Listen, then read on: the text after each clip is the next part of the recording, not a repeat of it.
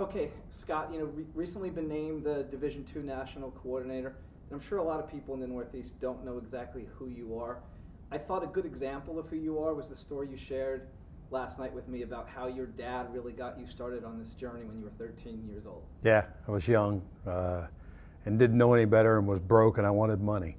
So my dad said, you want to make some money in the summertime, you should come umpire baseball with me. So I had played Little League up to 12, and I still played baseball, but I also got to go out and work Little League baseball 10 and under when I was 13 years old. And I think the thing about it was that it happened purely by accident, probably because my dad was lazy and didn't want to work the plate and he could put me back there.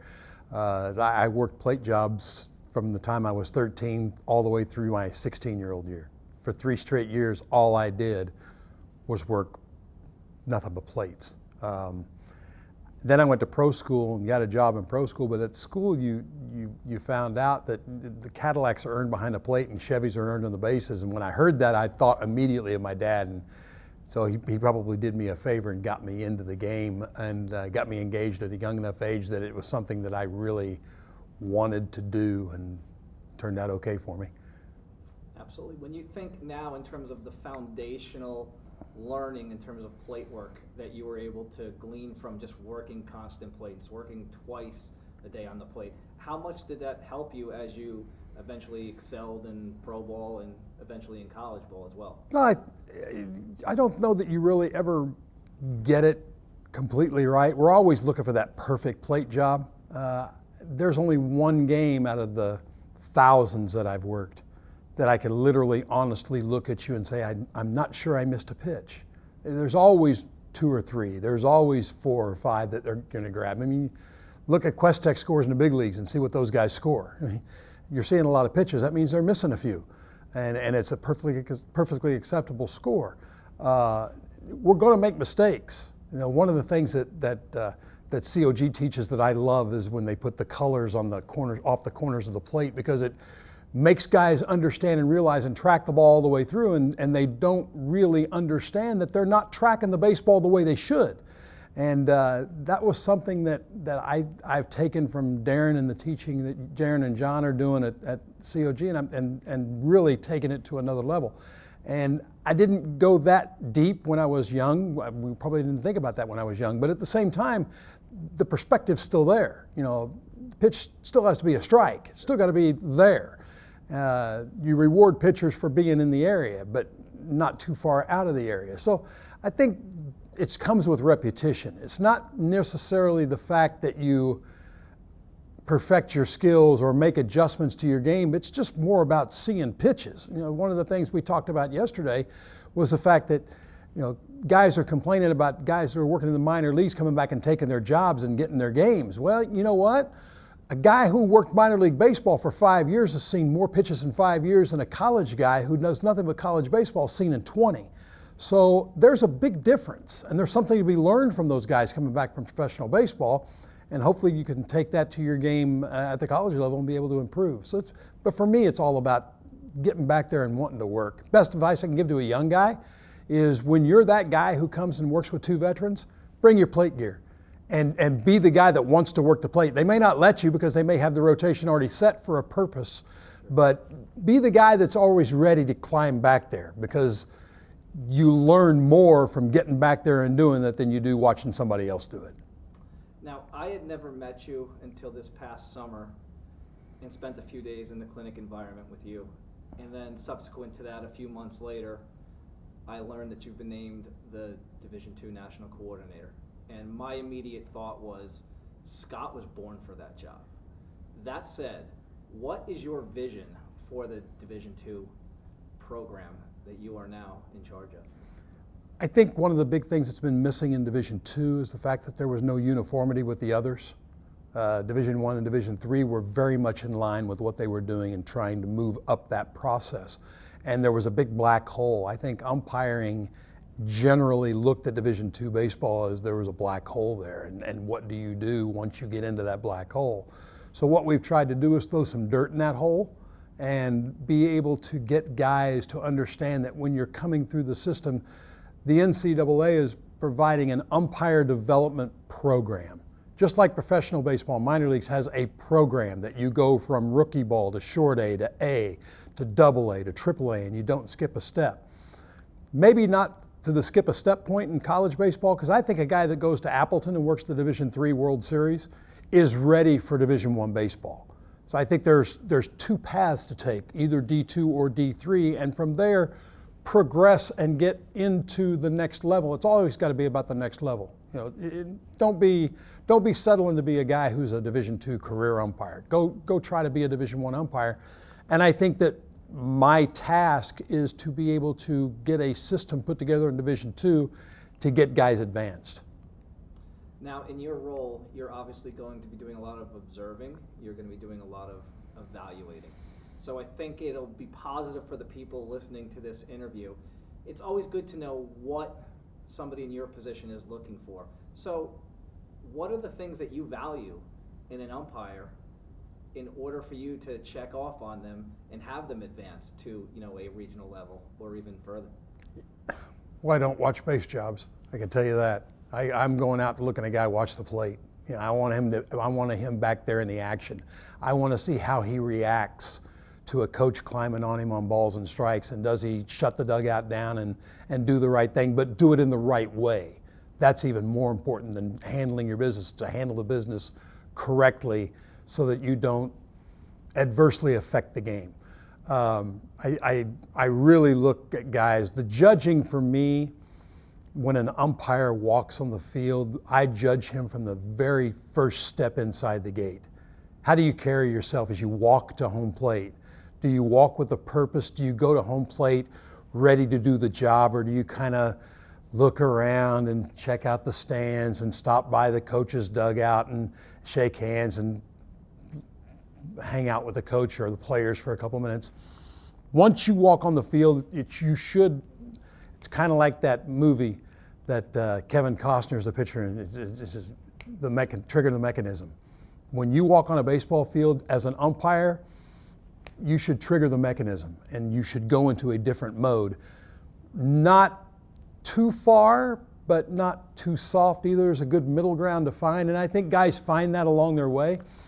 But I think there's a certain way and decorum that we carry ourselves, and it starts the minute you take that first step inside the gate to work. We had a conversation earlier today with another umpire that was here, and he said something that I thought was really interesting, and it certainly resonated with you. He essentially said, I might not be the best umpire, but I know I'm a damn good partner. What does that mean to you? George Drusas, the Division I National Coordinator, says it best. We're not looking for the 96 best. We're looking for the best 96. And crew harmony means a lot. You could be the greatest umpire in the world, but you might get in the locker room and be a horrible crew guy.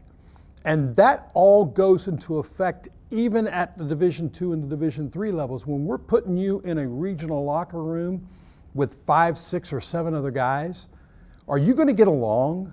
Or are you going to be the guy that's that thorn in everybody's side all weekend? It matters. Whether guys think it does or not, they just think it's about ball, strike, safes, outs, and how do I umpire? It's not. It quit being about that a long time ago. So it's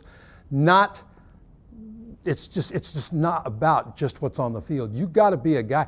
I told the guy that said that earlier, I said, you know what? I would rather work with a second-tier umpire who's a great guy that I want to hang out with, because honestly for me, the other 21 hours of the day that you're off the field's every bit as important for me as the 3 that you're on. I want to work with good guys. I don't want to look at the arbiter and I look at my game for that day and go, oh God, I got to work with him. Why do they assign me with this guy? I don't want to be that guy. I want to be the guy that everybody goes, oh great, I get to work with Scott today, or great, I get to work with Danny today. You know, strive to be that person. It's important whether you believe it or not. Now, you're new to this position, and you addressed it earlier about how things are, going to evolve and change. For the umpire out there that maybe hasn't been noticed, believes he should be noticed, believes a guy like you should at least have him on your radar, what would your message to that umpire that feels like he's been left behind before you ever took on this role? Couple of things. One, I watch guys in meetings like this. We're here in Baltimore this weekend, and I watch guys come up and approach guys like myself and Don Umland and Randy Bruns, and they want to get their face in front of you. They want to meet you, but it becomes something of, there's a fine line between networking and going too far. Most guys walk up to me and they want to get on my radar, don't understand that you can't get you on my radar. Your coordinator's got to get you on my radar. Now, I say that, but the second part of that, part B, becomes, be a guy that walks out on a baseball field that every time you walk on a baseball field, somebody's watching you. They may not be there watching you, but video's there and they're going to find you some way or the other. So I might be at a ballpark in Boston and I have a guy on my watch list who I'm going to take a look at, and I'll go and I'll watch that guy work and I'll think, he's okay.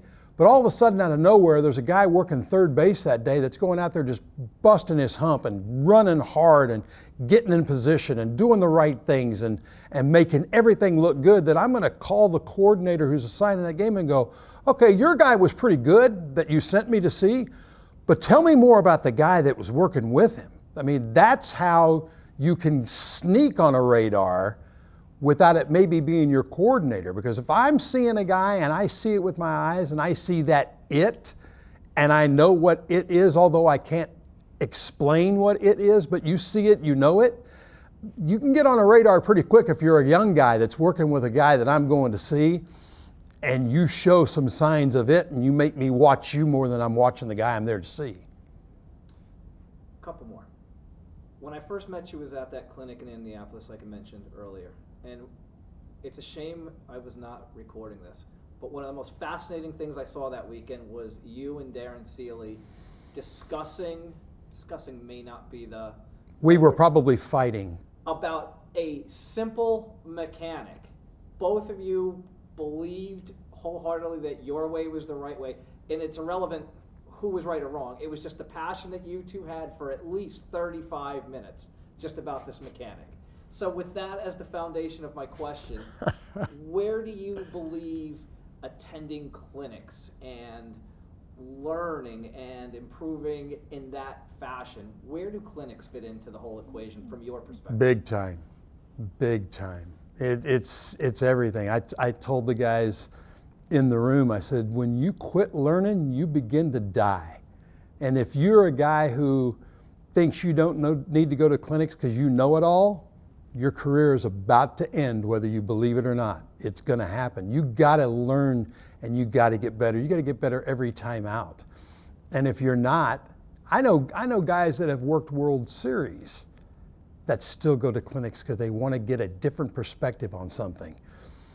It really, Danny's everything for me. If you're a guy that wants to learn, then I'm a guy that wants to work with you and try to make you a little bit better. Perfect example. I'm teaching at a clinic in Michigan a couple of years ago, and Mike Duffy, who was a College World Series umpire in Omaha, who's a great umpire and worked 20-some years to finally achieve the goal, pulls me aside during this clinic and he says, can we go out early in the morning and get in the cage because I want you to see my stance. I'm a scissors guy and I'm wanting to go to the box. And for me to do that, and I've watched you teach the box, I need to get your thought and your perspective on how I should be approaching it. There's a guy that's been to Omaha that still wants to learn. Now, he didn't go to a clinic. He was instructing in a clinic, but he wanted to learn so badly that he made me come out 2 hours early before a clinic started at 9 o'clock in the morning. We go out at 7 a.m. so that he can see pitches and make some adjustments. Where should my feet be? Where should my head height be? Because it's completely different working the box versus working the scissors. And he doesn't miss pitches. Trust me, he's in the scissors. He looks great. He doesn't miss pitches, Danny, but he was afraid that his back was going to start getting sore the older and the closer he gets to be 60. He wanted to relieve some of that pressure. So he felt like he needed to make a change. Good for him for doing it. And we'll see, because this year he's going to try it. So I'm eager to see Mike do that and see what happens. So clinics are everything. Learning is everything. You got to continue to learn. If you don't learn, you don't get better. One final question, and I know you're off the field now, but you spent a long time on the field working high-level baseball. Why did you umpire? The answer to that question was evolution, actually. It evolved into many different things. Looking back on my career, when I very first started umpiring at 13, this is about the cash. 13 years old, and I'm out there making $10 a game, and I'm thinking, that's great. That was like, 1972, 73 when I started? So $10 a game was a lot of money back then. Then it became later on about trying to advance and climb the ladder. Once I advanced and climbed the ladder a little bit, and I was about to graduate from college, and right before I did, semester before, I said, if I don't go to umpire school now, I'm going to settle in, I'm going to go find a job, and I will never try, and I will always wonder what if. So I went to umpire school, and I went to California, and I had never been to a state that did not touch Oklahoma, and I'm 21 years old. And go to California, the Bill Kinnaman School. That tells you how old I am. Bill Kinnaman, not Brinkman, not Evans, Bill Kinnaman, 1982. And was fortunate enough to be well thought of, although I was overweight and fat, and they told me I needed to lose weight at the time. But I did before I went to the advanced school. And so it became now about the necessity of, okay, let's do this for a career and see what happens. Then I quit after my AA year in 85, and after that I kind of went, okay, I'm not going to work anymore. I'm not going to umpire anymore. Took a couple of years off and found that I missed it a little bit. Had the opportunity and now come back full circle, and now I go back into doing college baseball because I wanted to make a little extra money. I wanted to make some more money. I wanted to go do it. And then I went through a burnout. 95, I came off the field and was off the field for 11 years. Got completely away from the game of baseball. Got fat, real fat, like almost 300 pounds fat. And I knew that at that point in time, I needed to get back into baseball because it was the only way that I knew to get back in shape and try to get healthy again. Because I was awful. We're talking Jabba the Hutt ugly. It was bad. And so I did. I got back on the field, dropped some weight really quickly, and felt better and got better back into shape. And then it was about chasing a ring, getting a ring. And then it was about going back and showing that I could still do it at the Division I level. And then coming off the field and transitioning off the field after the 2014 season, I started thinking more and more about getting my start. At the time I was 55. I'd done a lot, and I was never going to go back into the Division I mix of postseason. And it was for me about where was I going to leave my legacy? So I took a Division II coordinator's job at the conference level. Rich Fetchett gave me the opportunity to do that and said, you could still work Division I baseball and do this job. Well, this conference is 16 schools big, stretches from Kansas City to Indianapolis, from Wisconsin down to southern Missouri and into Kentucky. Big conference, and if you're going to do the job right, you got to go out and give the guys feedback and watch them work. And I could not do that and continue to work baseball. So at that point in time, I decided to step off the field. And now getting the national coordinator's job, which was really not something I was looking to do. The position came open and they said, are you interested? And then my wife and I got to talking about it a little bit, and so I'm leaving a footprint legacy in a conference. I get to leave a really large footprint legacy in a national spectrum.